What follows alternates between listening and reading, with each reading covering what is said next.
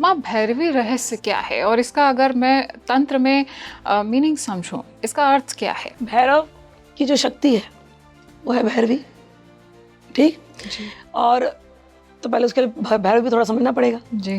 भैरव का 3 काम है, सबको संसार का भरण पोषण करना, फिर संसार की रखवाली करना, फिर उसके बाद सबको अपने अंदर समेट लेना, वमन करना, ठीक है।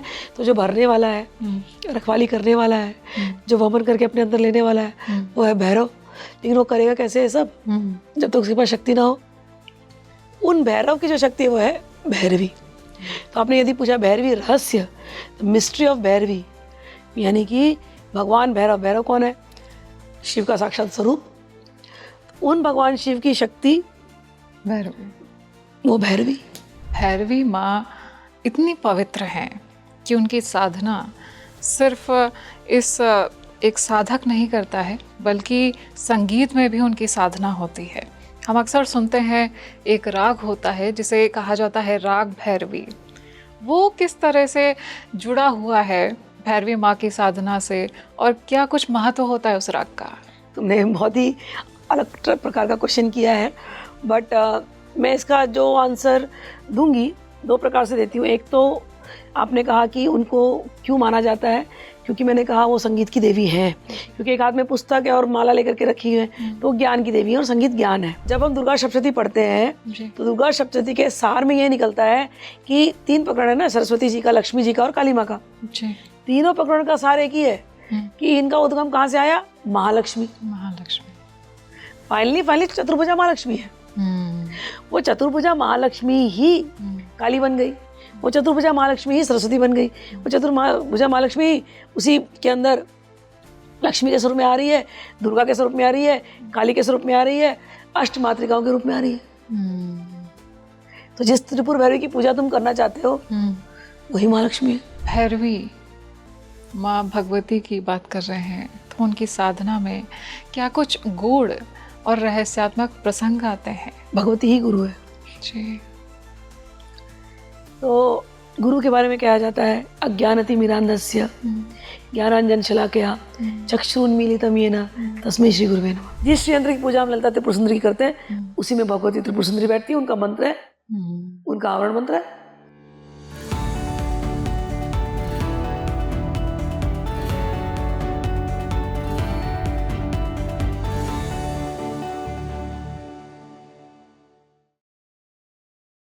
हाय फ्रेंड्स, बहुत बहुत स्वागत है आपका स्पीकिंग ट्री पर। मैं हूं आपके साथ, आपकी ही आध्यात्मिक जर्नी में आपकी सह यात्री माधवी। आज मैं आपके लिए एक ऐसा टॉपिक लेके आई हूं जो बहुत ही मिथ ब्रेकिंग है, बहुत ही पावरफुल है। इन शक्ति के बारे में आपने सुना है और इसमें ऐसे नए नए पहलुओं को हम जानेंगे जिन्हें आपने कभी पहले नहीं जाना होगा। मैं बात कर रही हूँ माँ भैरवी की। माँ भैरवी जो एक ऐसी विशुद्ध शक्ति हैं जो जागृत हो जाती हैं तो हमें उस परम चेतना से मिलने की ओर अग्रसर करती हैं। ये सिर्फ एक शक्ति ही नहीं, एक कंपन है, एक रहस्य है जो धीरे धीरे करके अपने साधक के सामने खुलता है, अनवील होता है। आज हमारे साथ भैरवी रहस्य पर बात करने के लिए जुड़ी हुई हैं the living master of Shri Vidya and सात्विक तंत्र, माँ स्मिता वेंकटेश। बहुत बहुत स्वागत है माय स्पीकिंग ट्री पर। बहुत अच्छा लग रहा है, thank you for calling me again. And आज की टॉपिक भी बहुत अच्छी आप लोगों ने ली है, so I am very excited to talk about it. आपके आने से ही माँ यहाँ पे ऐसी पॉजिटिविटी फैल गई है एंड आई एम श्योर जिस तरह से मुझे पॉजिटिव फील हो रहा है, और हम जब ऑफ द कैमरा डिस्कशन कर रहे थे तो कई सारे मिथ्स ब्रेक हुए, वैसे ही मिथ ब्रेकिंग ये पॉडकास्ट हमारी ऑडियंस के लिए होने वाला है। माँ भैरवी रहस्य क्या है और इसका अगर मैं तंत्र में मीनिंग समझूं, इसका अर्थ क्या है? भैरव की जो शक्ति है वो है भैरवी, ठीक और तो पहले उसके लिए भैरव भी थोड़ा समझना पड़ेगा। जी। भैरव का 3 काम है, सबको संसार का भरण पोषण करना, फिर संसार की रखवाली करना, फिर उसके बाद सबको अपने अंदर समेट लेना, वमन करना, ठीक है। तो जो भरने वाला है, रखवाली करने वाला है, जो वमन करके अपने अंदर लेने वाला है, वो है भैरव। लेकिन वो करेगा कैसे ये सब? जब तक उसके पास शक्ति ना हो। उन भैरव की जो शक्ति है वो है भैरवी। तो आपने यदि पूछा भैरवी रहस्य, मिस्ट्री ऑफ भैरवी, यानी कि भगवान भैरव। भैरव कौन है? शिव का साक्षात स्वरूप। उन भगवान शिव की शक्ति भैरवी। वो भैरवी, यही भैरवी रहस्य है। माँ, अक्सर हमारे मन में एक सवाल उठता है और हम रिसर्च भी करते हैं, अपने व्यूअर्स के कमेंट्स भी पढ़ते हैं। सो अपने व्यूअर्स के लिए मैं जानना चाहूँगी कि ये भैरवी तंत्र जो है ये क्या किसी ग्रंथ से जुड़ा हुआ है या ये किसी एक पर्टिकुलर पंथ है जहाँ पे भैरवी की साधना की जाती है और ये भैरवी तंत्र वहाँ पे प्रैक्टिस किया जाता है? ओके, ऑफ कोर्स ये तंत्र से जुड़ा हुआ है, लेकिन तंत्र को पहले लोगों को समझना चाहिए। तंत्र एक सिस्टम है जहाँ पर देवी के अलग अलग स्वरूपों को पूजा जाता है।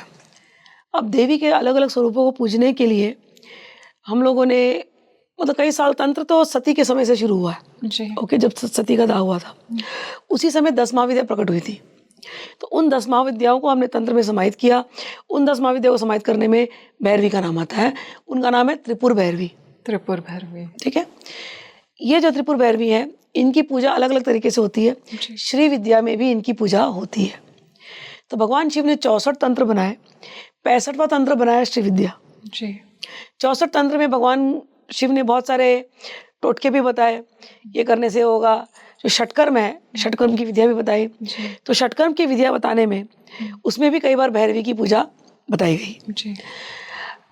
और ये जो पूरा ज्ञान हमको जो दिया, इसको हम शिव आगम कहते हैं। ग्रंथ का आपने नाम बोला, जी। शिव आगम हमारे ज्ञान, जो तंत्र का ज्ञान शिव आगम में चलता है। आगम स्क्रिप्चर्स बोलते हैं उसको। जी।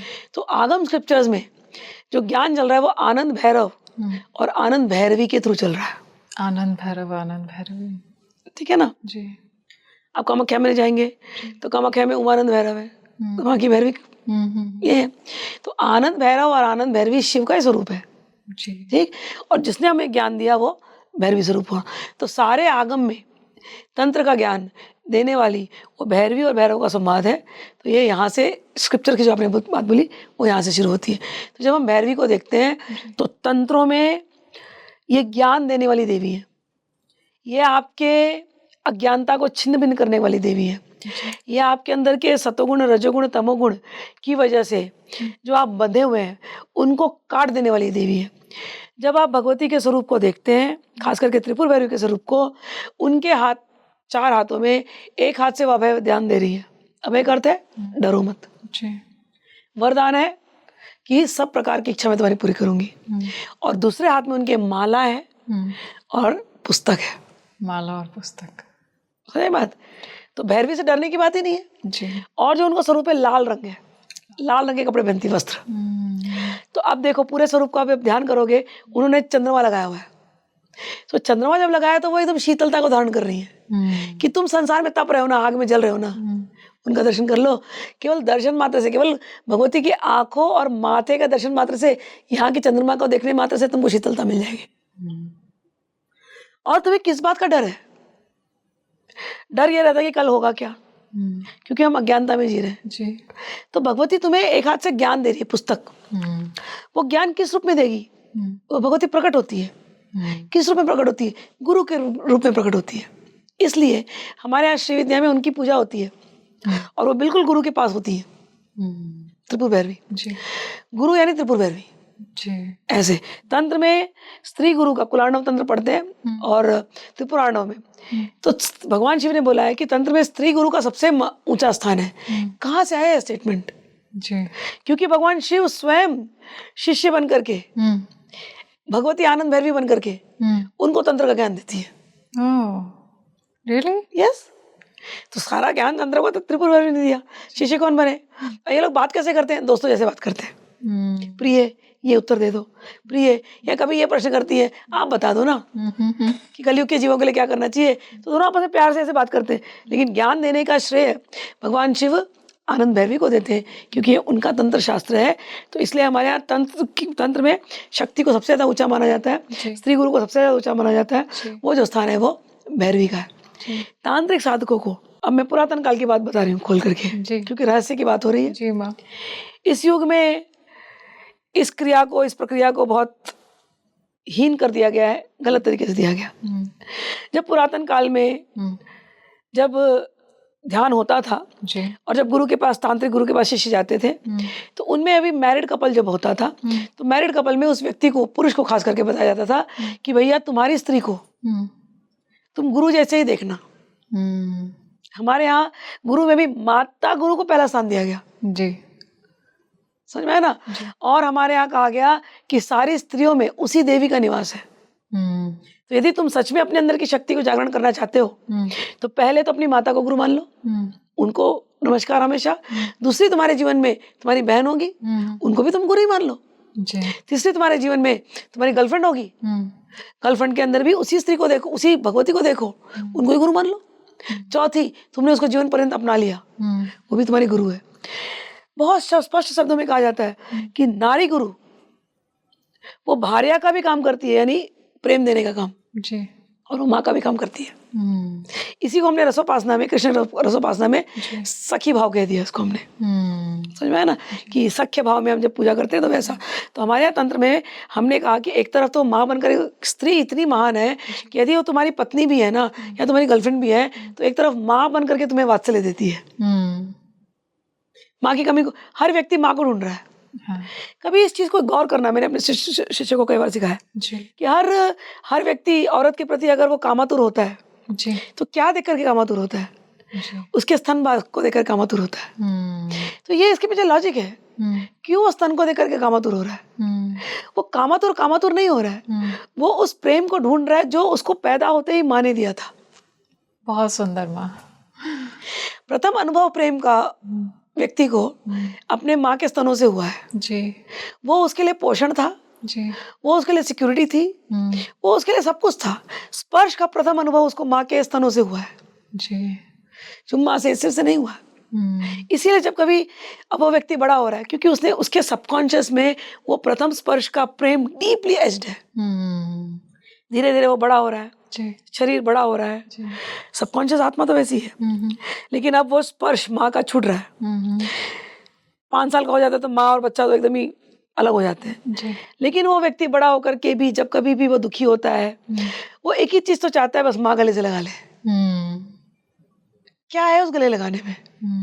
पुनः उस आत्मा को, उस चेतन आत्मा को, उस सबकॉन्शियस को वही स्पर्श का अनुभव होता है।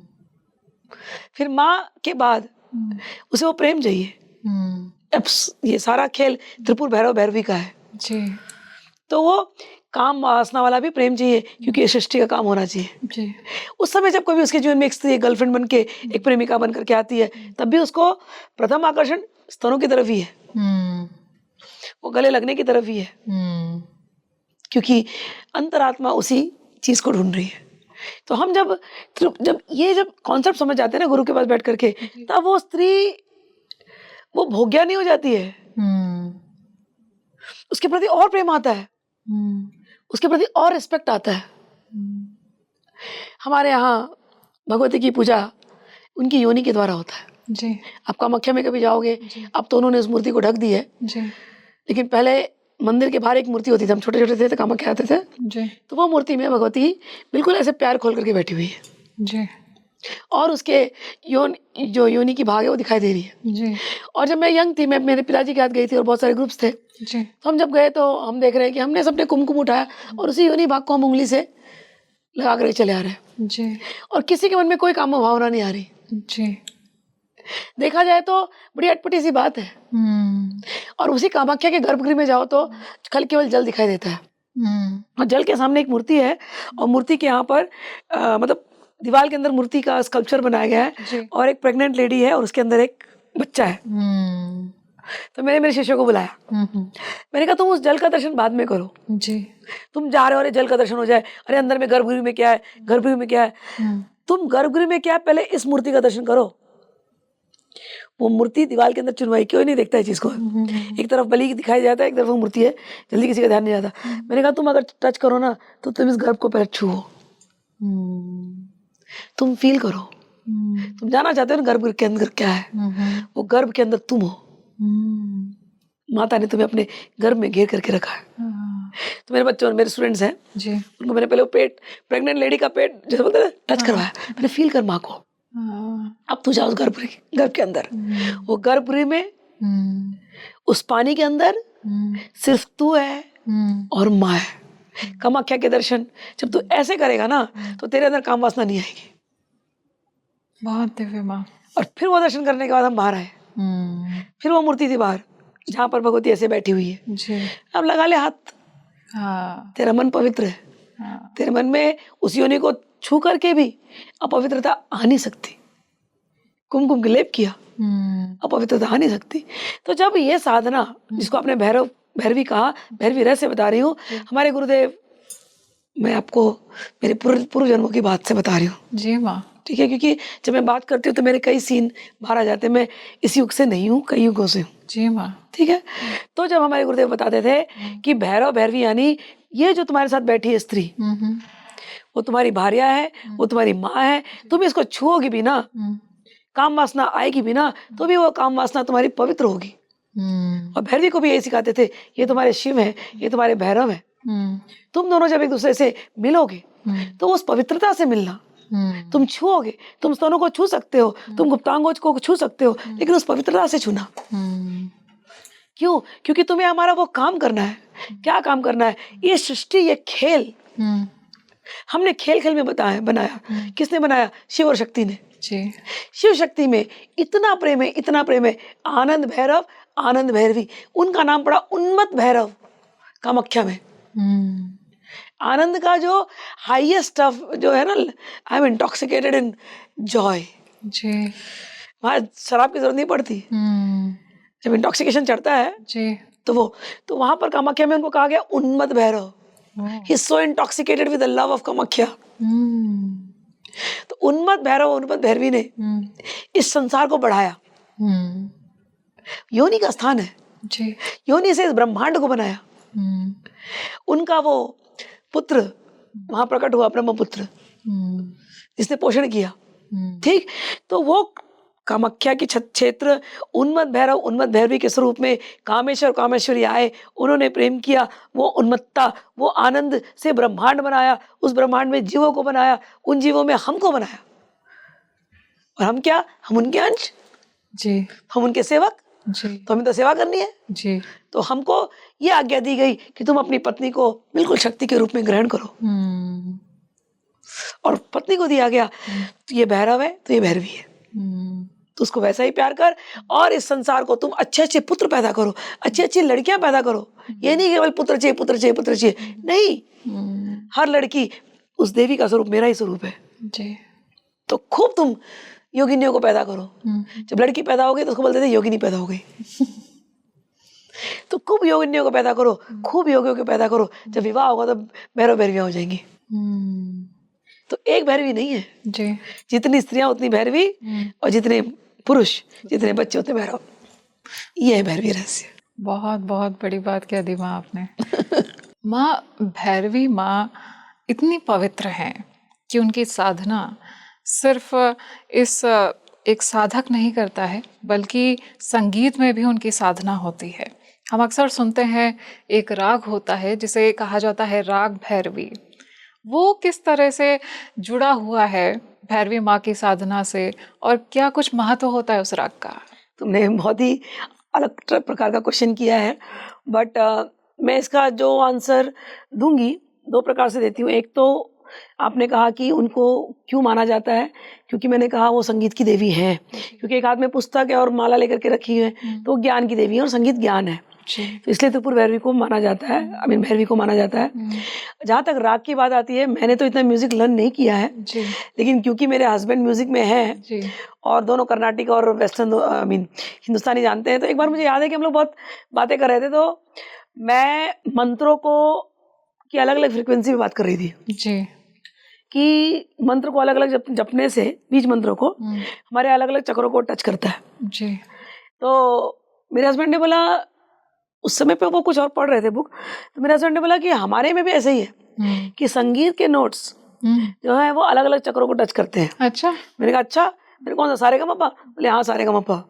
And then in the course of the conversation उन्होंने मुझे बोला कि राग भैरवी की बात हुई। अब चूंकि तुमने पूछ लिया तो मुझे वो बात याद आ रही है जी। तो उन्होंने मुझे बताया कि राग भैरवी जो है वो शुद्ध माँ है। शुद्ध माँ, वो उसने मुझे कहा कि वो हार्ट चक्र हाँ। बोलता है वो हार्ट चक्र को जाकर टच करता है। और उन्होंने मुझे जो बताई, तो मेरे हस्बैंड की वजह से मैं बता रही हूँ ये चीज़। ऑडियंस में बहुत सारे संगीतज्ञ होंगे, अगर मुझसे कोई मिस्टेक हुए तो मुझे माफ़ कर देना, आप प्लीज़ कमेंट कीजिए ताकि मुझे भी नॉलेज मिलेगा। और मेरे हस्बैंड ने जो मुझे बताया कि इस राग भैरवी में कोमल नोट्स यूज़ किए जाते हैं और शुद्ध म पे जाकर ये हिट करता है। तो कोमल रे, कोमल ग और शुद्ध म पे जाकर हिट करता है, फिर कोमल इत्यादि।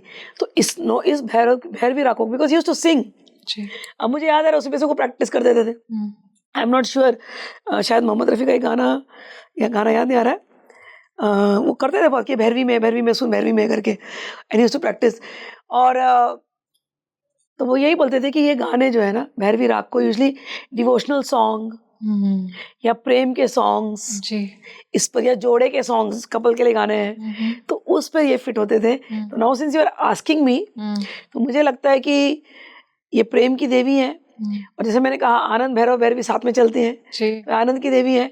और आनंद का प्रेम ही उद्गम है, प्रेम के बिना आनंद नहीं। जीवन में आपके पास सब कुछ और प्रेम नहीं, जोड़ा ही नहीं है, तो क्या फायदा, तो आनंद कहाँ से आएगा। तो मुझे लगता है ये उस प्रकार से मैच होता होगा। प्रश्न अच्छा था। इससे पहले कि हम डिस्कशन में आगे बढ़े, थैंक यू सो मच माँ।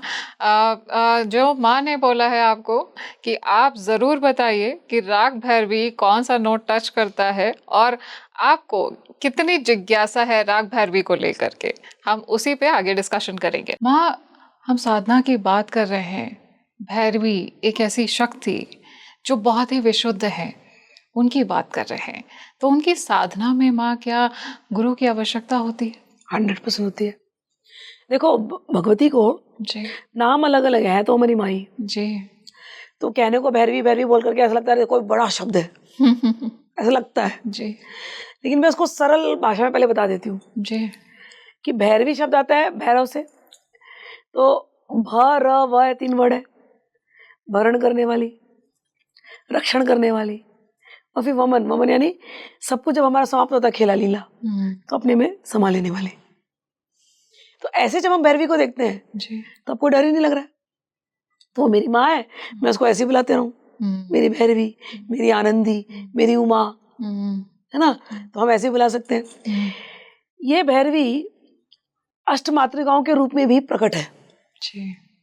तो जब हम दुर्गा सप्तशती लोग लेते हैं भैरवी का नाम, दुर्गा सप्तशती में इनकी लीला आती है, शुंभ निशुंभ के वध के समय पर अष्टमातृकाएं प्रकट होती हैं। तो उसमें ब्राह्मी, माहेश्वरी, कौमारी, वैष्णवी, नारसिंगी, लक्ष्मी, चामुंडा इत्यादि भैरवियों का नाम आता है अष्टमातृकाओं का। तो यदि कोई सिंपल तरीके से अगर भैरवी को पूजना चाहता है, इन्हीं का नाम ले ले।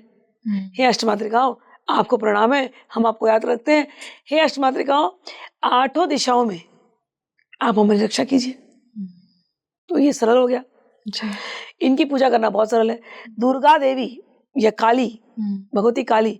अच्छा, जब हम दुर्गा सप्तशती पढ़ते हैं तो दुर्गा सप्तशती के सार में ये निकलता है कि 3 प्रकरण है ना, सरस्वती जी का, लक्ष्मी जी का और काली माँ का। तीनों प्रकरण का सार एक ही है कि इनका उद्गम कहाँ से आया, महालक्ष्मी। फाइनली चतुर्भुजा महालक्ष्मी है। वो चतुर्भुजा महालक्ष्मी ही काली बन गई, वो चतुर्भुजा महालक्ष्मी ही सरस्वती बन गई, वो चतुर्भुजा महालक्ष्मी ही उसी के अंदर लक्ष्मी के स्वरूप में आ रही है, दुर्गा के स्वरूप में आ रही है, काली के स्वरूप में आ रही है, अष्टमातृकाओं के रूप में आ रही है। तो जिस त्रिपुर भैरवी की पूजा तुम करना चाहते हो वही महालक्ष्मी है। महालक्ष्मी को घर में बैठा दो, हे त्रिपुर भैरवी, मेरा भरण रक्षण पालन करने वाली तू है, पोषण करने वाली तू है, तुझे प्रणाम है। कैसे पूजोगे, सिंपल सा चीज है, प्रसाद अर्पण करो।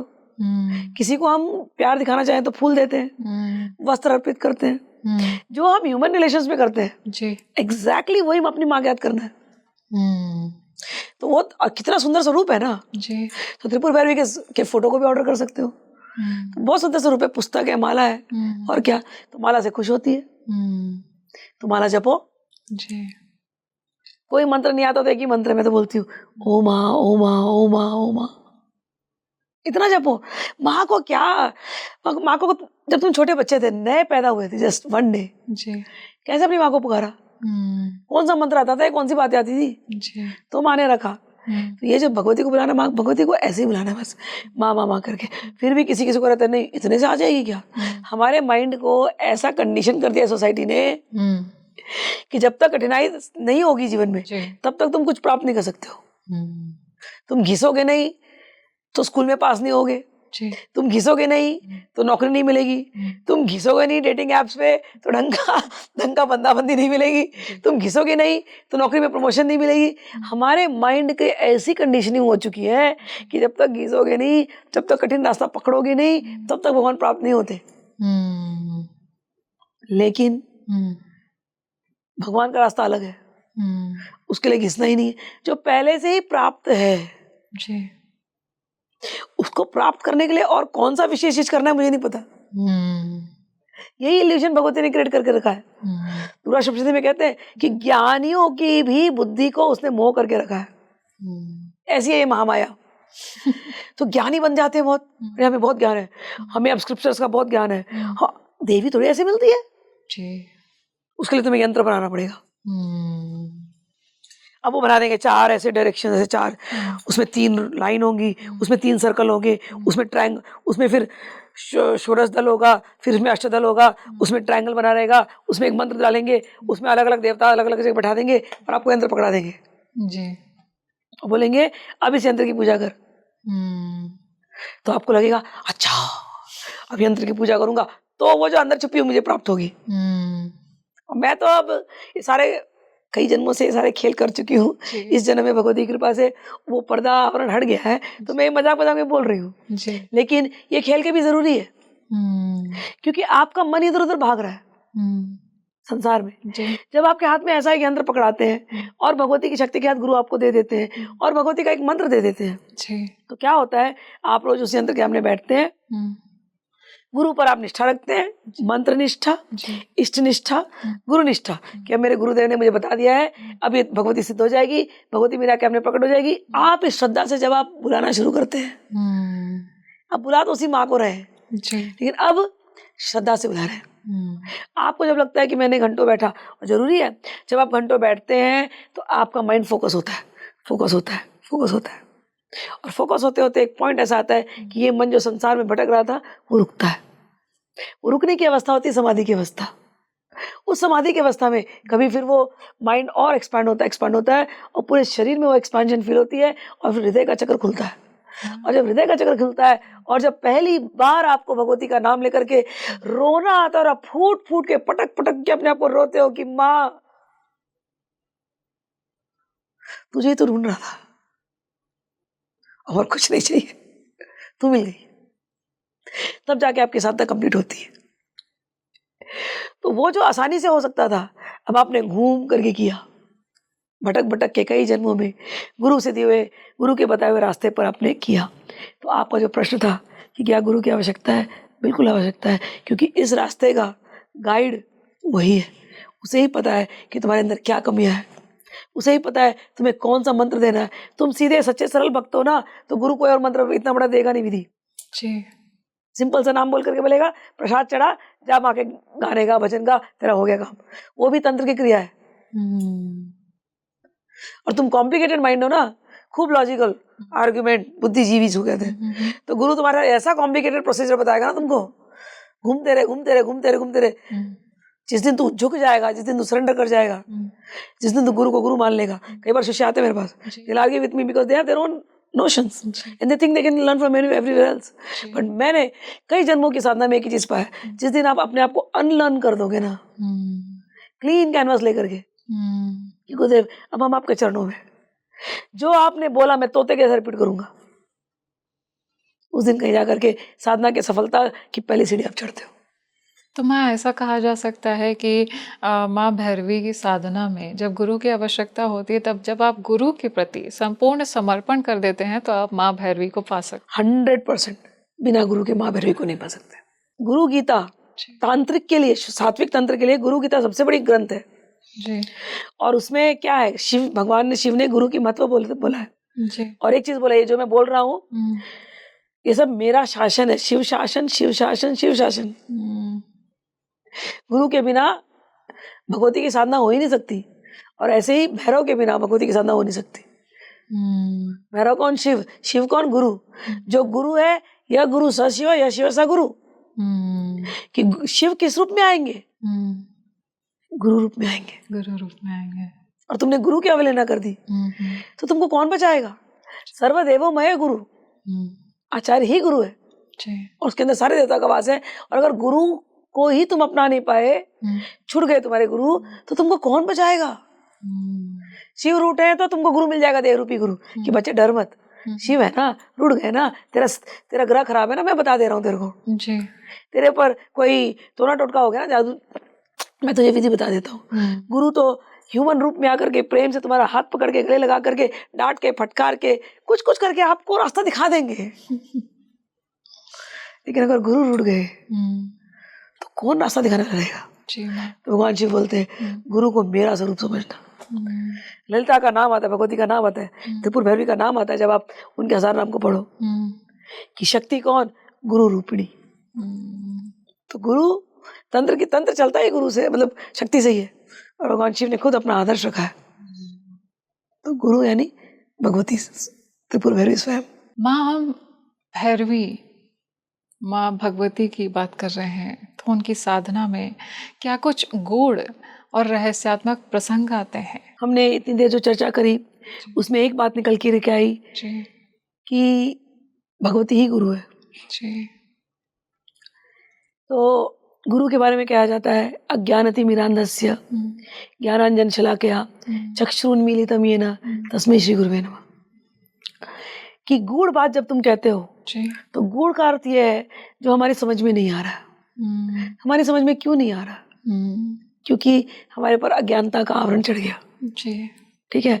तो गूढ़ तो कोई, अब जब तुम मुझसे पूछ रहे हो तो मेरे लिए कोई गूढ़ रहस्य है ही नहीं। तो मुझे अपने माइंड को रिकैलिब्रेट करना पड़ रहा है तुम्हारे तरीके से कि नहीं, उनके लिए जो रहस्य समझ में नहीं आई वही गूढ़ है। तो भगवती त्रिपुर भैरवी की जब हम बात कर रहे हैं तो गूढ़ रहस्य तो ये है कि सब कुछ यही है। लोग ललिता त्रिपुर सुंदरी की पूजा करते हैं, उन्हें लगता है कि त्रिपुर भैरवी और ललिता अलग है। लोगों को लगेगा ये बड़ा गूढ़ रहस्य है, और मैं कहूंगी नहीं, एक ही है, क्योंकि मेरे अंदर आपको गूढ़ता है ही नहीं, मुझे तो पता है रहस्य एक ही है। वो बोलेंगे इनकी साधना पद्धति तो अलग है, लोग बोलेंगे ये रहस्य है, इनकी साधना पद्धति तो अलग है। मैं कहूंगी नहीं, जिस श्री यंत्र की पूजा हम ललिता त्रिपुर सुंदरी करते हैं उसी में भगवती त्रिपुर सुंदरी बैठती है, उनका मंत्र है, उनका आवरण मंत्र है। तो ये गुड़ रहस्य नहीं रहा जो अब तक गुड़ था, अब मैंने बता दिया, आज इतने लोग जान गए, आज जाके ढूंढेंगे वो कहाँ है मंत्र। तो जब हम गुरु के पास चाहते हैं ना जी, तो कोई गुड़ नहीं रहता, कोई रहस्य नहीं रहता, गुरु अपना सारा रहस्य खोल करके बता देता है। तो कहा जाए तो जब तक गुरु को नहीं जाना तब तक तो भगवती पूरी की पूरी गूढ़ है जी, एवरीथिंग। उनका मंत्र भी गूढ़ है, मंत्र में लगे उनके जो बीज मंत्र, जो अक्षर बीजाक्षर लगते हैं, इनके मंत्रों में ह और स 2 बीजाक्षर लगते हैं जी, ये भी गूढ़ है। इनके यंत्रों में जो पोजीशंस है वो भी गूढ़ है जी। साधना पद्धति पूरी गूढ़ है। इनकी साधना राजसिक, सात्विक, तामसिक तरीके से होती है, तीनों तरीके से होती है जी। वो गुरु जानता है। तो गुरु जब शिष्य गुरु के पास जाता है तो शिष्य कैसा है, यदि शिष्य बहुत पशु भाव में है, मतलब कि उसको पशु वाला जो नेचर है कि खाना पीना पूरा ध्यान, केवल पशु का नेचर क्या होता है, पशु केवल सोता है जी, वो तामसिक वृत्ति है जी। पशु खाता है, राजसिक तामसिक वृत्ति है। पशु बच्चे पैदा करता है, राजसिक वृत्ति है। और पशु अपने आप को डिफेंड करता है, राजसिक वृत्ति है। पशु शांत से बैठा रहता है, जो उसको अटैक करेगा उसको अटैक करेगा, जो उसको अटैक नहीं करेगा वो शांत रहता है। पशु अगर ह्यूमन से अगर उसका रिलेशन हो गया, बड़े से बड़ा शेर भी शांत रहता है, वो उसकी सात्विक वृत्ति है। तो पशु के अंदर सात्विक, राजसिक, तामसिक वृत्ति है जी।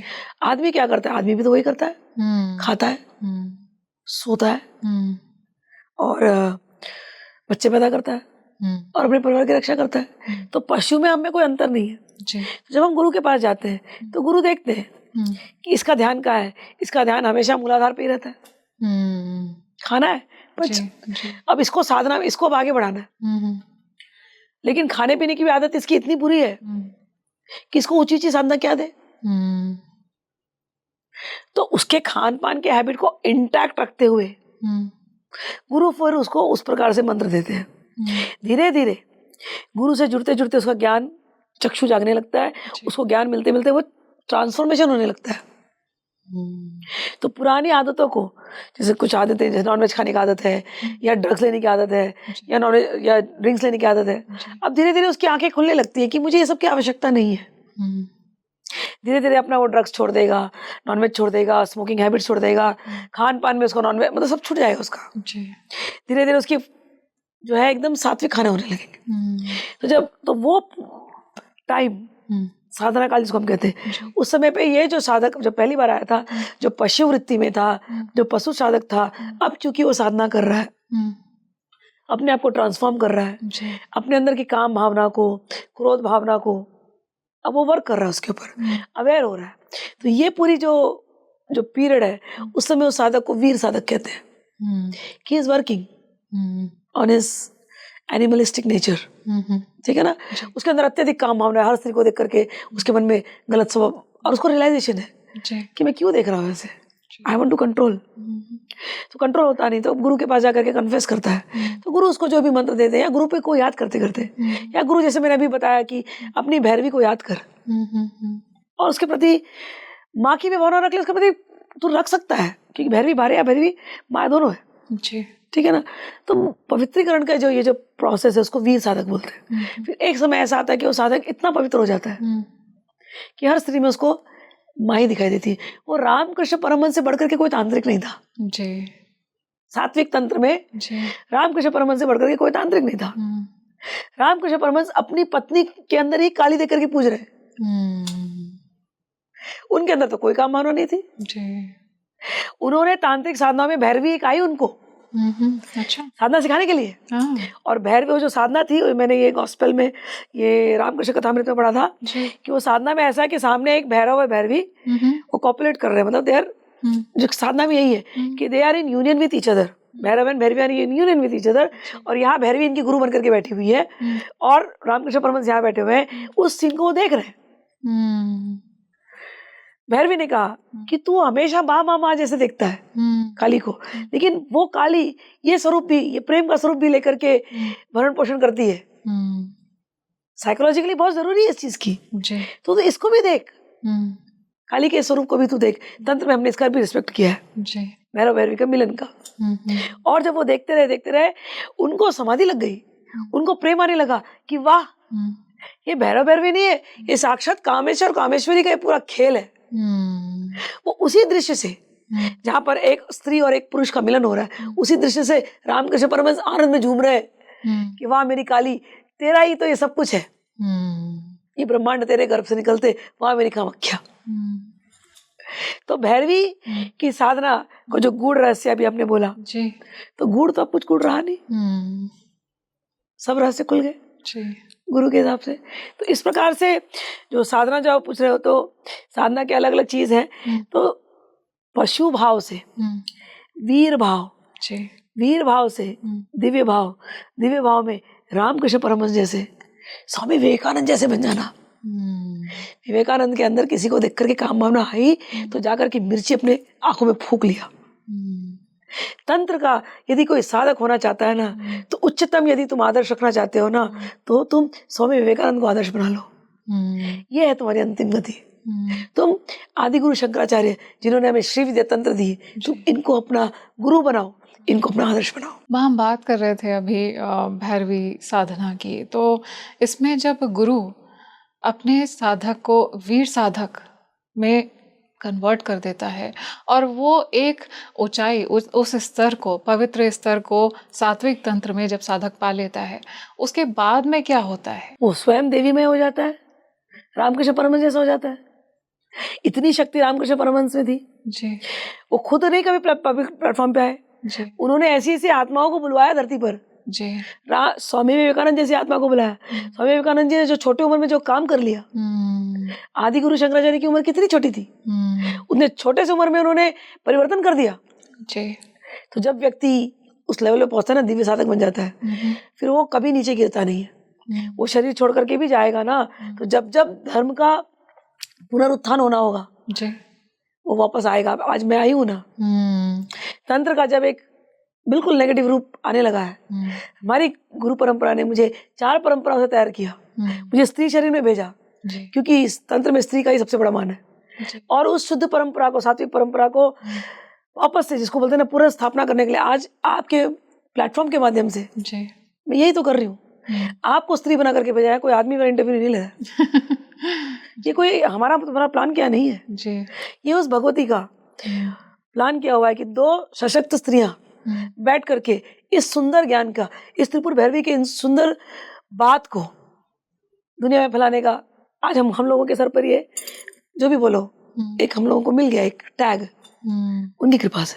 समझ में आया ना? तो जो वीर साधक होता है वो दिव्य साधक पे जब बन जाता है वो इतनी पवित्र आत्मा हो जाता है, वीर वो वापस नीचे गिरता नहीं है। और फिर वो कई युगों में आता है केवल आत्माओं को गाइड करने के लिए, पुनः देवी के पास खींचने के लिए, और पुनः उनको लेकर के जब वो शरीर छोड़ करके जाते हैं ना सारी आत्माएं, तो देवी का धाम है मणिद्वीप, सबको वहाँ लेकर के जाने के लिए, वहाँ लेकर के वो जाता है। तो यही दिव्य साधक का अंतिम गति है, लिबरेटेड सोल फॉर एवर। माँ, अभी हम डिस्कशन कर रहे थे तो आपने बताया कि माँ का धाम मणिद्वीप किस तरह का धाम है, कैसा लोक है वो? बहुत सुंदर धाम है। मणिद्वीप की चर्चा ब्रह्मा वैवर्त पुराण में बहुत डिटेल में दी गई है, जहाँ पर भगवती ललिता त्रिपुर सुंदरी के चरित्र के बारे में बताया तो वो बताया गया है। और भी हमारे अन्य ग्रंथों में मणिद्वीप का ध्यान का बताया गया है। हमारे यहाँ मुक्ति धाम जिसको कहते हैं ना, कि देखो एक मटेरियल वर्ल्ड है जिसमें हम सब रहते हैं, उसमें 14 लोक हैं। नीचे में पाताल लोक, फिर भूवर, मतलब ये हमारी भूमि, भूवर लोक, इसके बाजू में पितरों का लोक होता है। फिर उसके ऊपर स्वर्ग लोक होता है, भूवर स्वर्ग। फिर महाजन तप सत्यम ब्रह्मा का लोक होता है। तो एक युग में ये 14 लोक में सारी लीलाएं होती है, अनेकों ब्रह्मांड है, अनेकों खेलते रहते हैं लोग। फिर एक टाइम होता है ब्रह्मांड खत्म हो जाता है। अच्छा, हाँ। तो सब जब खत्म हो जाता है, कलयुग खत्म होगा, तो एक पॉइंट आएगा जब सब कुछ एकदम शांत होगा। उसके बाद जो आत्माएं होती है, जो मुक्त आत्मा होती है, वो एक रिवर पार करके जाती है, वैतरणी नदी बोलते हैं उसको। अच्छा, ठीक है, या विरजा भी बोलते हैं कोई लोग। विरजा यानी जहाँ रजोगुण समाप्त हो चुका, वो नदी पार करने के बाद एक प्रकाश में जोन आता है, वेरी लाइटेड। उसको हम, वो ब्रह्मा का जोन है, ब्रह्म जोन बोलते हैं उसको। उधर केवल लाइट है और शांति है और कुछ नहीं है। फिर उसके भी पार बहुत सारे प्लैनेट्स दिखाई देते हैं, वेरी इल्यूमिनेटेड प्लैनेट्स। वो सारे वैकुंठ लोक बोलते हैं उनको, ठीक है। तो उन वैकुंठ लोकों में, वैकुंठ का अर्थ होता है जहाँ कुंठा सारी समाप्त हो चुकी है। अच्छा, हम संसार में कुंठाग्रस्त है, वैकुंठ मतलब उसका अपोजिट, जहाँ सारी कुंठा समाप्त हो गई, ठीक है। तो हम उन वैकुंठ लोकों में एंट्री मारते हैं। अब उन लोकों में जब हम एंट्री मारते हैं तो जिसने जिस भगवान के रूप को पूजा है वो उसी रूप के भगवान को वहां जाकर के देखेगा। रियली? यस, पॉसिबल है, यही लिखा है ग्रंथों में। अब जब मैं कोट कर रही हूँ तो मैं कपिल भगवान, जो कि श्रीमद् भागवत महापुराण में उनका आता है, उन्होंने 5 प्रकार की मुक्ति बताई, ठीक है। तो उन मुक्तियों में एक मुक्ति होती है सालोक्य मुक्ति, पहले मुक्ति होती है सायुज्य मुक्ति। सायुज्य मुक्ति का जो अर्थ है कि हमने पूरा ये 14 लोक छोड़े, हमने विरजा क्रॉस किया और फिर हम उस वो जो लाइटेड एरिया में पहुंच गए, वो सायुज्य मुक्ति हो गई। उसके बाद हम उनके लोक में पहुंच जाते हैं। तो किसी ने कृष्ण की भक्ति करी तो वो पहुंच जाएगा गोलोक धाम, हमने देवी की भक्ति करी हम पहुंच जाएंगे मणिद्वीप। लेकिन पार करने के लिए जब तो ये होता है सालों की मुक्ति। तो जब पार करने जा रहे हैं अब हमने तो देवी की करी, वो कैसे डिसाइड होता है? गीता में भगवान ने सूत्र दिया कि अंत काल में आपने जिसको याद किया आपकी गति वही होने वाली है, अंते गति अंते मति सा गति। तो यदि आप अंत काल में आप अपने बच्चे को याद करके मर रहे हैं तो आपका पुनर्जन्म होने वाला है उस बच्चे के साथ। आपने अपने पेट्स को याद कर लिया, आपका पुनर्जन्म होने वाला आपके उस पेट के साथ समय बिताने के लिए। आपके कर्म इतने गंदे थे कि आपने कुछ और याद कर लिया तो आपको पुनर्जन्म होगा। वैसे ही आपको बड़े प्रॉपर्टी के प्रति लगाव है, मेरे को चिढ़ाते थे, बहुत प्रॉपर्टी के प्रति लगाव है और कर्म इतने खोटे हैं कि उसको हड़पने के लिए न जाने आपने क्या क्या किया है।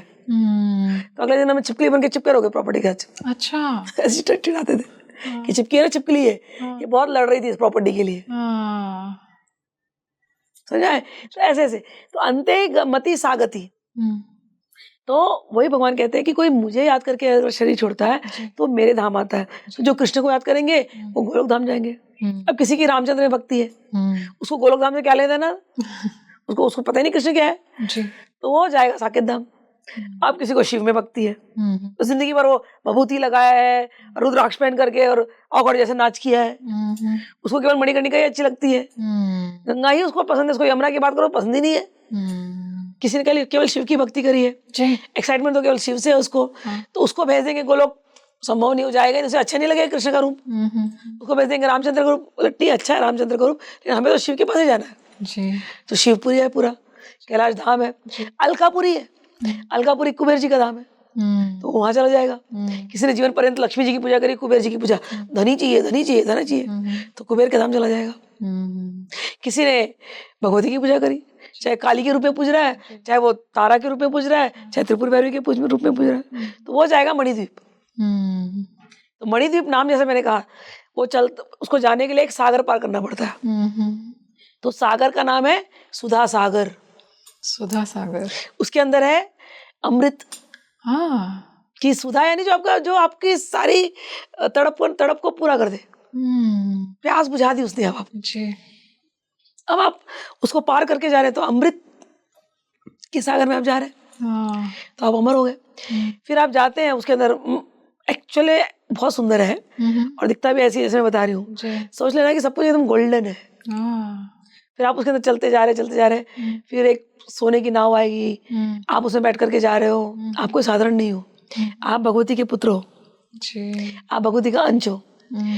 जैसे अगर आप कोई अच्छे मिनिस्टर को मिलने जाओगे, बड़े आदमी के यहाँ, तो आप रैक्स में तो नहीं जाओगे ना जी, आपको अच्छे कपड़े अच्छे तैयार करके जाएंगे ना। तो ऐसे ही भगवती को आप मिलने जा रहे हो मणिद्वीप में, तो जैसे आप यहाँ से निकले धरती से, आप उस सुधा सागर में बैठेंगे, आपका पूरा रूप बदल जाएगा। आपको बिल्कुल वैसे ही ड्रेसेस वैसे सब देकर के आपको चेंज किया जाएगा। अच्छा, तो उसको कहते हैं सारूप्य मुक्ति, कि आप बिल्कुल भगवती जैसे दिखोगे, सुंदर। फिर आप जा रहे हो, फिर आप उतरोगे उस तरफ सुधा सागर के उस तरफ, तो वो जो उतरते हैं वो पूरा आइलैंड है, तो आइलैंड का नाम है मणि, तो मणियों से बना हुआ है। तो मतलब आप रेत भी देखोगे तो मणि से बना हुआ है, मुक्ता मणि से बना हुआ है। मुक्ता मणि यानी जो मणि, जिसने मणि शब्द आता है मन से, मन की मणि। मुक्ता मणि यानी जिसका मन ही मुक्त हो चुका है। तो उसको ऐसे पाउडर बना बना के पूरे उस मणिद्वीप में फैलाया गया है। तो आप दूर से देखते हो तो चमक रहा है वो मुक्ता मणि के पाउडर से। ठीक है, आपने भगवती को हमेशा कैंफर जलाया है जीते जी, तो आप जब जाते हो ना तो उतने कैंफर वहाँ पर पाउडर बन के फैले हुए। अच्छा। तो ऐसी सुंदर सी खुशबू। फिर आप वहाँ से आपको लेकर के जा रहे हैं, फिर आप जाओगे तो वहाँ पर अलग अलग वाटिकाएं हैं। ये पूरी श्री विद्या की पूजा में ये पूरा हम पूजा सिखाते हैं। वहाँ अलग अलग वाटिकाएं हैं, तो संतान वाटिका है, हरिचंदन वाटिका है, पारिजात के फूलों की वाटिका है, मंदार के पुष्पों की वाटिका है। तो आप गार्डन को होते हुए देखते हुए जाते हो। फिर वहाँ पर अलग अलग बड़े बड़े पेड़ों के कल्प वृक्ष है। अच्छा। तो कल्प वृक्ष क्या है? कल्प वृक्ष नाम से जो कल्पों से जो आपकी इच्छाओं को जानते हैं और जो छोटी मोटी इच्छा भी पूरी कर दे, वो कल्प वृक्ष ऐसे न जाने कितने हैं। तो आप उन बगीचों को देखते देखते देखते देखते जा रहे हैं। फिर कल्प वृक्ष में जाते हुए फिर आप देखते हैं कि अलग अलग प्रांगण है, इसलिए होल सिटी बसा हुआ है। ठीक है ना। तो आप बोर्ड देखते हो, अच्छा this way to Kalisgarh, this way to बाला का तपोद्गार। तो बाला यानी बाला त्रिपुर सुंदरी, छोटी सी बच्ची। दिस दैट वे टू वो उसका चंद्रिका, मतलब वहां पर बाला का तपोद्गार जहाँ है ना, जहाँ बाला बैठ के ध्यान कर रही है अपने, उसकी उम्र की सारी है। जैसे त्रिपुर भैरवी है ना, त्रिपुर भैरवी का छोटा रूप है। अच्छा। तो भी बाला भैरवी हो गई। तो बाला ही अपने आप को एक्सपांड कर रही है।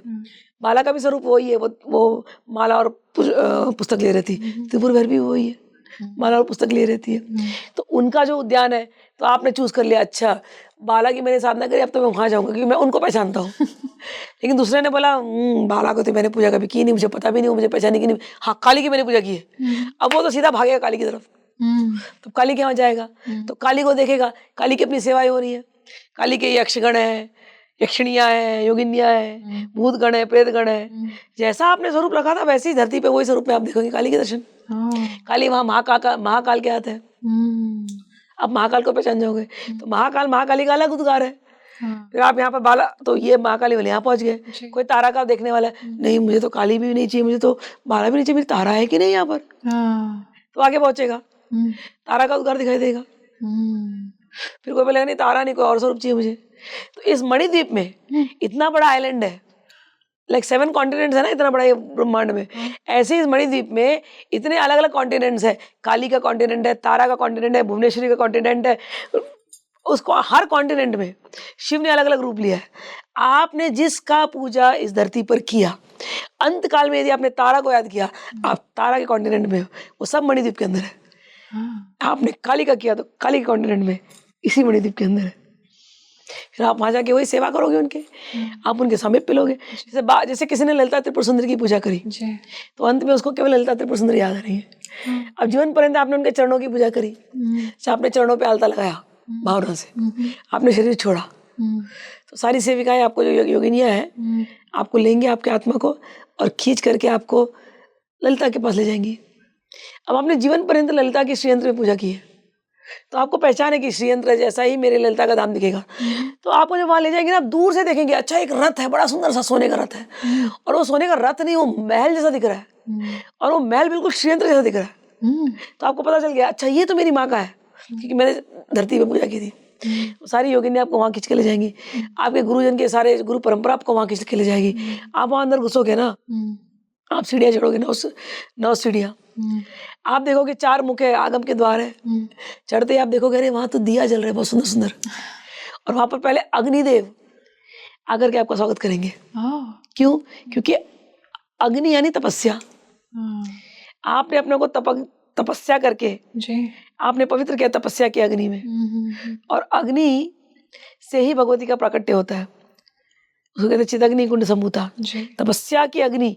चित्त को आपने इतना जलाया, ये चित्त जो संसार में डूबा रहता था गंदगी में, हर काम क्रोध में पागल हो रहा था, लेकिन गुरु के आदेश पर आपने बैठ करके साधना करके चित्त को जलाया जलाया जलाया, सारी इसकी मैल को, कालिक को जला करके भभूति बना दिया, और अंत में जो रहा वो खरा सोना जैसा आपका चित्त, पारद जैसा आपका चित्त, स्फटिक जैसा आपका चित्त। अब आप उस शुद्ध चित्त से आप गए हो भगवती का दर्शन करने।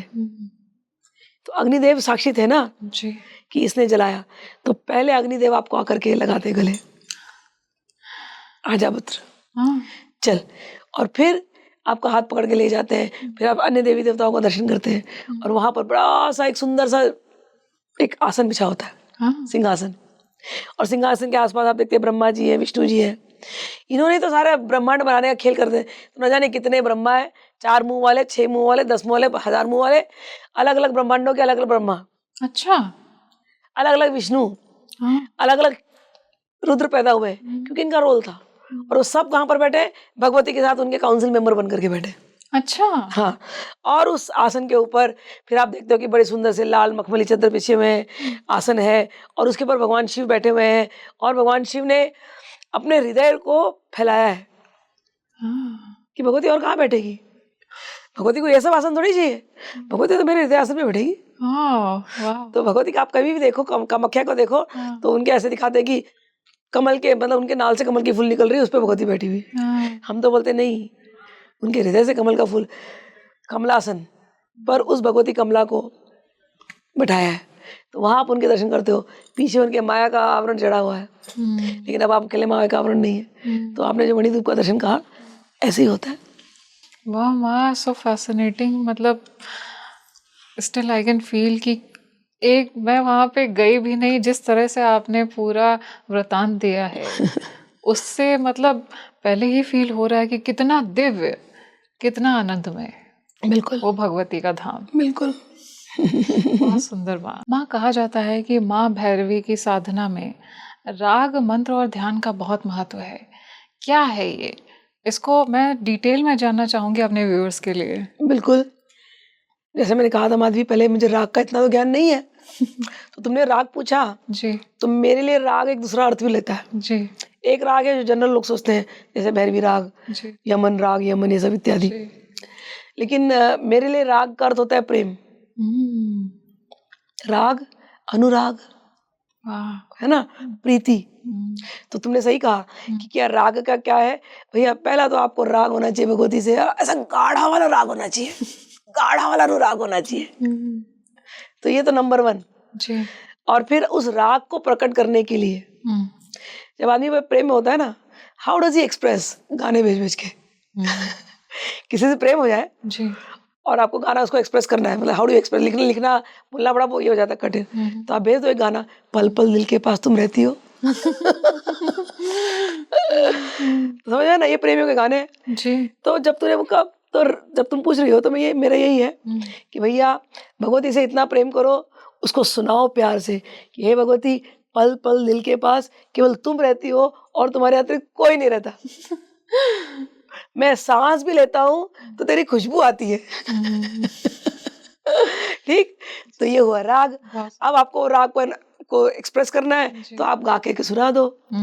तो क्लासिकल राग्स भी है, कुछ नहीं है तो आपके जो बॉलीवुड के गाने आते हैं, क्योंकि हम इस जमाने में हैं, हम इस कलयुग में हैं। हमने मनुष्य को प्रेम गाने के द्वारा बताया, तो हम भगवती को भी तो वही शब्द में बताएंगे जिस शब्द को हम समझते हैं, जिस शब्द से हमने प्यार का अनुभव किया, है ना। अभी आजकल लोग गाना चला ना, तेरे हवाले कर दिया, तो गाओ भगवती को कि भगवती सारा रोम रोम बस तेरे हवाले कर दिया, और हमें कुछ पता ही नहीं है।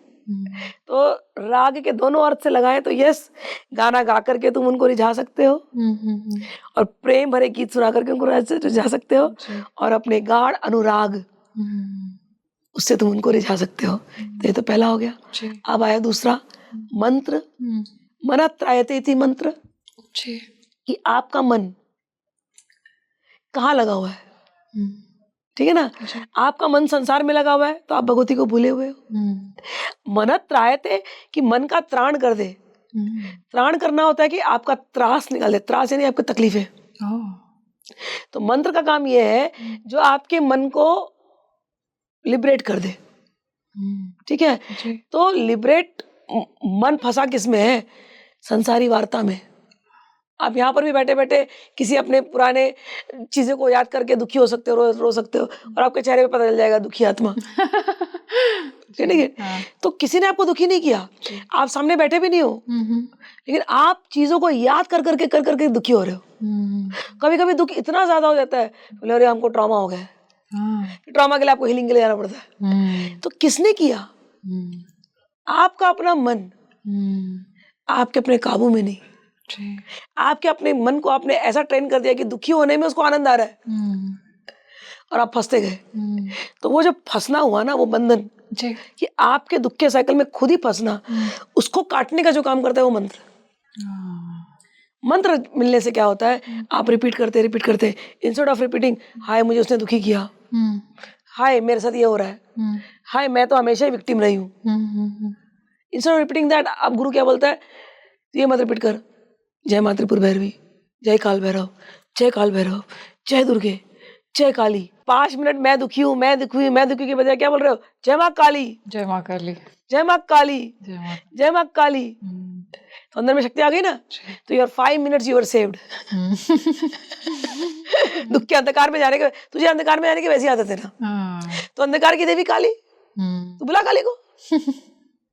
ठीक, फिर धीरे धीरे वो साधक को प्यार होने लगता काली से, काली है तो मैं बच जाऊंगा, काली है तो मेरा कोई नाश नहीं कर सकता, काली है तो मेरा सब कुछ कल्याण हो जाएगा। फिर वो और जप रहा है और जप रहा है और जप रहा है और जप रहा है, और जपते जपते जपते वो इतना काली का हो जाता है, काली मैं हो जाता है, कि सामने एक दिन काली प्रकट हो जाती है।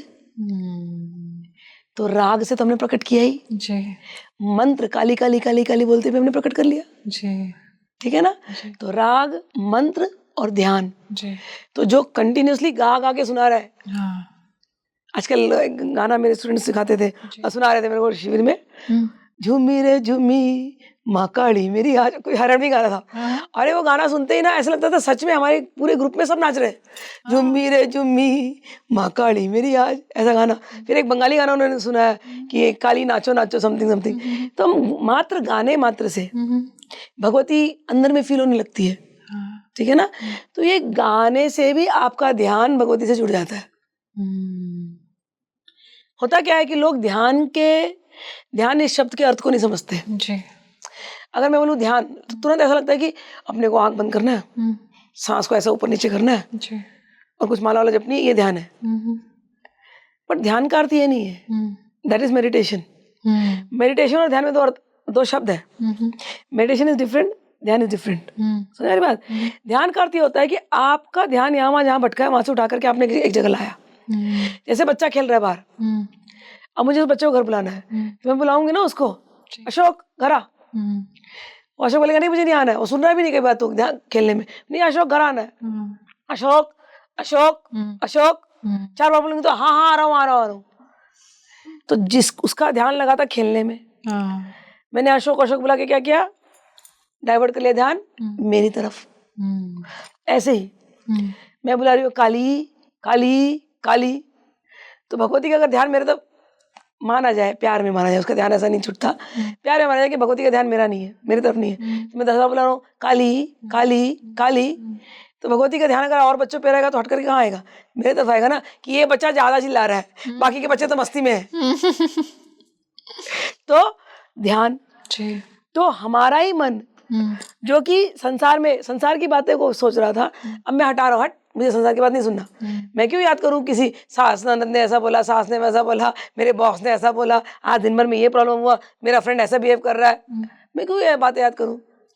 मैं अपने मन को उठा रहा हूँ, काली मेरी माँ, काली मेरी श्यामा, मेरी सुंदरी, मेरी श्यामा सुंदरी, और मैं अपने मन को संसार की बातों को हटा करके अब मैं ध्यान से बैठ रहा हूँ मूर्ति के सामने, अब मैं सजा रहा हूँ, उसके सुंदर सुंदर केश लगा रहा हूँ, उसको मैं चंदन से उसका श्रृंगार कर रहा हूँ, इत्र लगा रहा हूँ, तो मेरा ध्यान तो कितना सुंदर से लग गया ना। अब संसार में है ही नहीं मेरा ध्यान, मुझे कोई ऐसे बैठ करके हाँ ही कुछ करने की जरूरत नहीं है। मैंने यदि काली की मूर्ति को स्थापित करके केवल उसके पैरों को यदि मैंने चंदन से घिस दिया, इत्र लगा दिया, फूलों से खाली उसका नाम ले लिया, मेरी प्यारी काली, और एक एक फूल उसको अर्पित कर दिए, मुझे कोई सहस्त्र नाम करने की जरूरत नहीं है, मुझे कोई 108 नाम याद करने की जरूरत नहीं है, बस मेरी माँ तू प्यारी है, मेरी माँ तू सुंदर है, मेरी माँ तू करुणा वाली है, मेरी माँ तू तो चंडी है, मेरी माँ तू चामुंडा है, मेरी माँ तू तो रक्त बीज का को खत्म करने वाली है, मेरी माँ तेरे से बढ़कर के कौन है। ऐसे बोलते बोलते भी अगर मैंने 1000 पुष्प चढ़ा दिए, मेरा तो ध्यान हो गया। तो राग, मंत्र और ध्यान बड़े प्यार से आप करते करते भगवती को प्रकट कर सकते हो। माँ, मेरे मन में ना एक सवाल आ रहा है, एंड आई एम श्योर हमारे व्यूवर्स के मन में भी ये सवाल होगा कि जो व्यक्ति, एक साधारण मनुष्य, हम जैसे लोग, अगर भैरवी रहस्य को जान लें और माँ भैरवी की साधना करें तो उनके जीवन में क्या कुछ परिवर्तन देखने को मिल सकता है? हाँ, बिल्कुल देखने को मिल सकता है। भैरवी साधना गुरु प्रदत्त होनी चाहिए। नंबर 1 चीज़ एक ध्यान रखना है सबको, ऑडियंस को, कि किसी योग्य गुरु के पास जा करके उनके सामने बिल्कुल हम्बल होकर के उनकी सेवा वगैरह करके उनसे वो भैरवी साधना के रहस्य को सीखे। इसके करने से बहुत सारे चेंजेस आते हैं। नंबर 1 चेंज होता है कि आपकी आंतरिक हीलिंग होती है। हर व्यक्ति यहाँ पर पस्त है, तो आंतरिक हीलिंग होती है। जब आप साधना करने जाओगे ना, तो जैसे मैंने कहा कि डीप इमोशनल ट्रॉमास जो आप दुनिया को नहीं बताए हो, लेकिन आपने उसको अपने सबकॉन्शियस माइंड में रख करके रखा हुआ है, तो वो डीप इमोशनल जो ट्रॉमा है वो हील होने लगता है, वो फट करके बाहर निकलने लगते हैं, वो डिजॉल्व होने लगते हैं। और कई बार आप देखो कि साधना करते करते रोना आता है, खूब ज़्यादा रोना आएगा। कई बार स्टूडेंट्स कंफ्यूज होते हैं, मेरे पास आते हैं कि उनको लगता है कि वो प्रेम में रो रहे हैं। ठीक है, प्रेम में तो आप रो ही रहे हो, आपको प्रेम था तभी आप भगवती के पास थे, लेकिन कई बार आप इन शक्तिपीठों में जाते हैं तो सर पटक पटक के जैसे रोने लग जाते हैं या कुछ होने लगता है। तो आपके अंदर के जो ट्रॉमेटिक एक्सपीरियंसेस थे, न केवल इस जन्म के, कई कई जन्मों के ट्रॉमेटिक एक्सपीरियंसेस, वो उस समय आंसुओं के माध्यम से निकल करके हील होकर के बाहर आते हैं। तो नंबर 1 जो होता है वो हीलिंग होता है। उसको क्या नाम दे मुझे नहीं पता, स्पिरिचुअल हीलिंग कह सकते हैं। तो ये होता है। फिर धीरे धीरे आपके अंदर आपका स्वभाव परिवर्तन होता है, आप बड़े शुद्ध सात्विक होने लगते हो, आप करुणामय होने लगते हो, आपके अंदर करुणा बहुत बढ़ने लगेगी। आपका धीरे धीरे अहंकार, सिचुएशंस ऐसी बनेंगी ना आपके जीवन में कि भगवती अहंकार को रहने नहीं देगी। अगर वो आपका वीक पॉइंट है तो भगवती उस अहंकार पे बहुत चोट करेगी। तो जब स्टूडेंट्स साधना के पथ पे आगे बढ़ते हैं तो कई बार वो घबरा भी जाते हैं कि माँ हमने साधना शुरू करी, अब हमारा तो पता नहीं क्या हो रहा है, बहुत क्रोध आ रहा है, बहुत काम वासना बढ़ रही है। तो मैं एक ही चीज़ उनको बोलती हूँ कि डरो मत जी। तुम्हारे अंदर ये सारे काम के बीच, क्रोध के बीच तुमने छुपा के रखे हुए हैं, तो वो निकल रहे बाहर, कोई अपने आप से नहीं प्रकट हो रहा है। हमने ही छुपा के रखे थे जो हम भूल गए थे, लेकिन चूंकि अब तुम साधना कर रहे हो तो निकल रहे हैं, तो निकल रहे हैं तो भी तुम भरोसा करके साधना अपनी कंटिन्यू करो, साधना बीच में छोड़ना नहीं, क्योंकि जैसे तुम साधना को छोड़ दोगे ना, फिर से तुम्हारे अंदर वही काम बीज रक्त बीज घुस जाएगा तुम्हारे अंदर। रक्त बीज का अर्थ है जो क्रोध और काम वासना को भी हम लाल रंग से दिखाते हैं, क्रोध बीज को भी हम लाल रंग से दिखाते हैं, त्रिपुर भैरवी को भी हम लाल रंग से ही दिखाते हैं। समझ में आया ना? तो ये या काली का दूसरा स्वरूप है लाल रंग, वैसे भी दिखती है वो, काली पूरी काली दिखेगी लेकिन जीवा उसकी लाल होती है। ठीक है ना? तो लाल रंग के हमारे बहुत इंपॉर्टेंस है। ठीक, तो क्रोध बीज जो तुमने छुपा करके रखे वो सारे के सारे निकलने लगेंगे, तुम इंटरनली प्यूरिफाई होते जाओगे जैसे तुम मंत्र जपते हो। त्रिपुर भैरवी में और एक चीज है, अब तुम तपस्या कर रहे हो, तपस्या की भी जो अग्नि है, अग्नि का रंग है लाल। तो त्रिपुर भैरवी तुम्हारे उस अग्नि के जो तत्व है उसको जगाती है। नॉर्मल आदमी पेट और पेट से नीचे के लिए जीता है जी। तपस्वी आदमी, योगी आदमी, नीचे का तो उसका ध्यान हटने लगता है धीरे धीरे, उसकी जर्नी नेवल के ऊपर होने लगती है, नाभि के ऊपर, योगी की। तो मेन हमारा जो चक्र है नाभि चक्र है, नाभि से हम परमात्मा से, नाभि से हम माँ से जुड़े थे, नाभि से हम परमात्मा से जुड़े थे, ब्रह्मा से जुड़े थे। तो हमारा ये जो चक्र नाभि चक्र वो एक्टिवेट होने लगता है, वो अग्नि तत्व का सीट है। त्रिपुर भैरवी की साधना करने से आपका मणिपुर चक्र वो जागृत होने लगता है, अग्नि तत्व आपका जागृत होने लगता है, आप वेरी जल्दी आपका स्पिरिचुअल अवेकनिंग आपका बहुत तीव्रता से होता है त्रिपुर भैरवी साधना करने से। तो स्पिरिचुअल अवेकनिंग दूसरा सिम्टम है, और स्पिरिचुअल अवेकनिंग में कोई बाधा ना हो, इसलिए आपके जितने कार्मिक बॉन्ड्स थे, ऋणानुबंध जी, कई बार आपको पुराने जीवन के जिनसे आपने प्रेम किया था और वो कहीं ना कहीं वो आपकी बंधन या तो कभी गुस्से में छूटे होंगे या तो कभी प्रेम में ही छूटे थे कि आपके बंधन पूरे नहीं हुए थे, तो ऐसे ऋणानुबंध संबंध भी आपके सामने प्रकट हो सकते हैं साधना के समय पर, जो कि आपके उन संबंधों को प्रेम में हील होने के लिए, या कभी कभी ऐसे भी ऋणानुबंध जिनको कि दूर होकर के ही आपका हीलिंग होगा।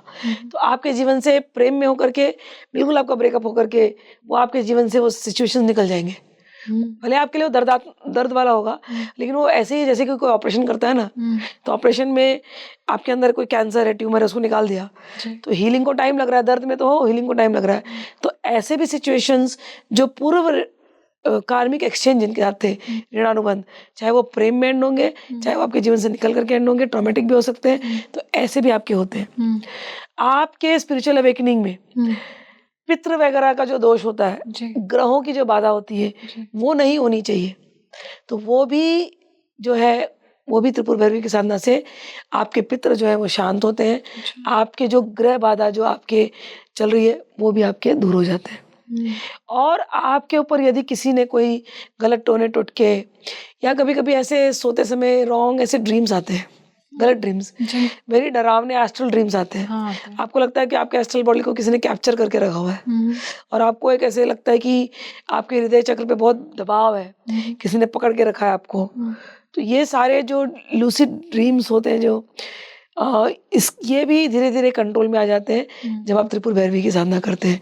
तो पर्पस त्रिपुर भैरवी की साधना का फाइनल तो यही है कि स्पिरिचुअल अवेकनिंग, उस स्पिरिचुअल अवेकनिंग के रास्ते में जो कुछ भी बाधा है उनको त्रिपुर भैरवी दूर कर देती है। माँ, आपने बहुत ही सुंदर एक्सपीरियंस बताया, और किस तरह से जब भैरवी माँ जागृत होती है, उनकी शक्ति जागृत होती है, तो कार्मिक डेट क्लियरेंस भी देखने को मिलता है। जितने पास्ट लाइफ के कर्मा होते हैं वो भी इंसान के जीवन में सामने आते हैं और उनकी भी क्लेंजिंग पॉसिबल है। यस।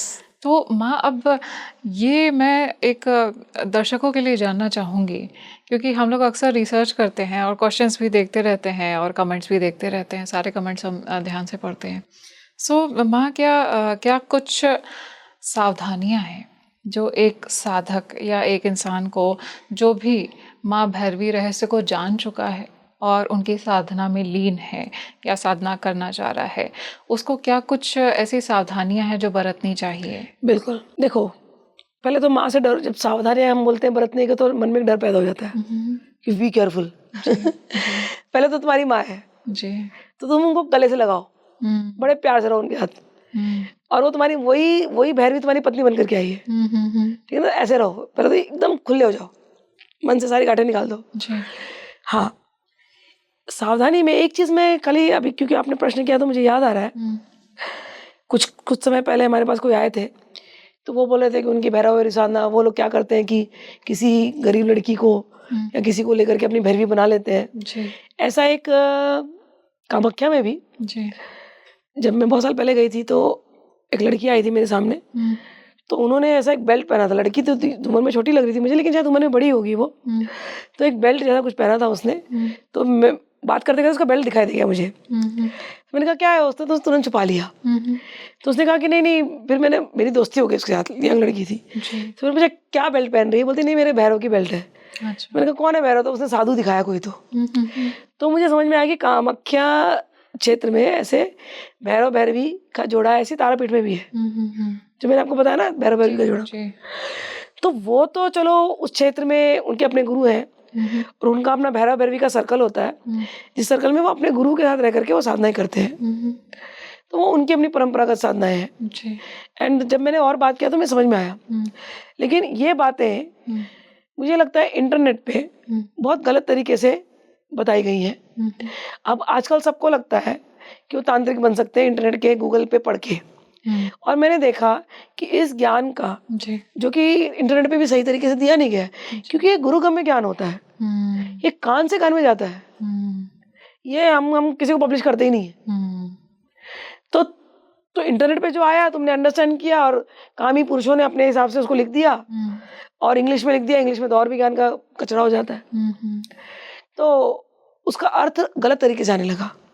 और मैंने देखा कि कई यंगस्टर्स उससे इन्फ्लुएंस होकर के कि ओके तंत्र मीन्स ऐसी किसी भी यंग लड़की को ले लो और उनके साथ आप कैसा भी संबंध बना लो और मंत्रों जप लेंगे।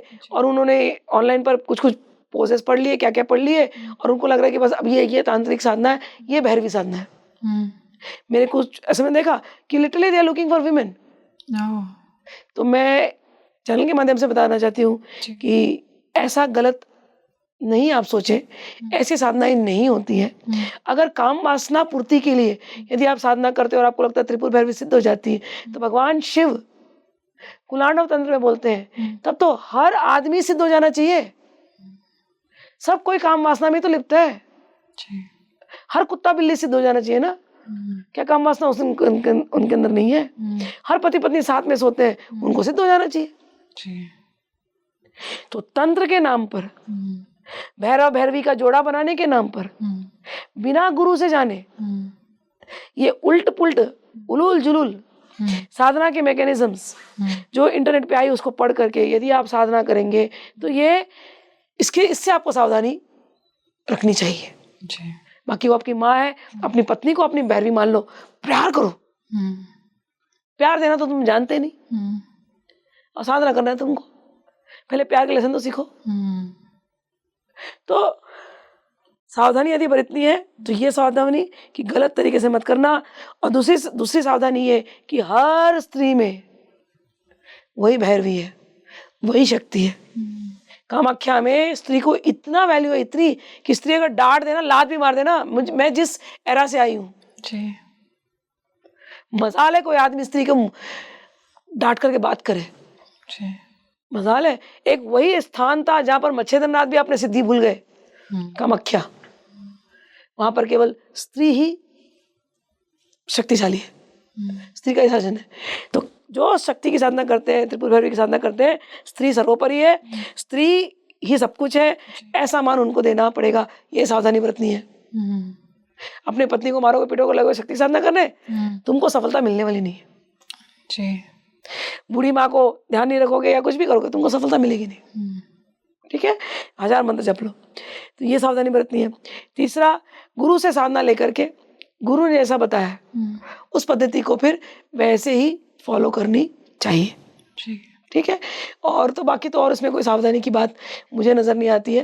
तो गलत चीज़ें नहीं करनी है, अच्छी तरीके से साधना करनी है, सबको रिस्पेक्ट देना है और भगवती के प्रेम में डूबे रहना है, बस यही। बहुत सुंदर बताया माँ आपने, एंड आई एम श्योर किसी ने पहले नहीं जाना होगा माँ भगवती को, माँ भैरवी को इस तरह से। ये जो रहस्य आपने खोल के रखा है सामने कि माँ ही वो शक्ति है और वो आपकी भार्या भी हैं, वो आपकी माता भी हैं, दोनों में ही एक ही शक्ति का वास है और आप उन्हीं की तरफ आकर्षित होते हैं और उन्हीं की साधना आप करते हैं। बहुत सुंदर माँ, बहुत मज़ा आया और बहुत अच्छा लगा, बहुत ही इंसाइटफुल और इतना ज्ञानवर्धक डिस्कशन था हमारा।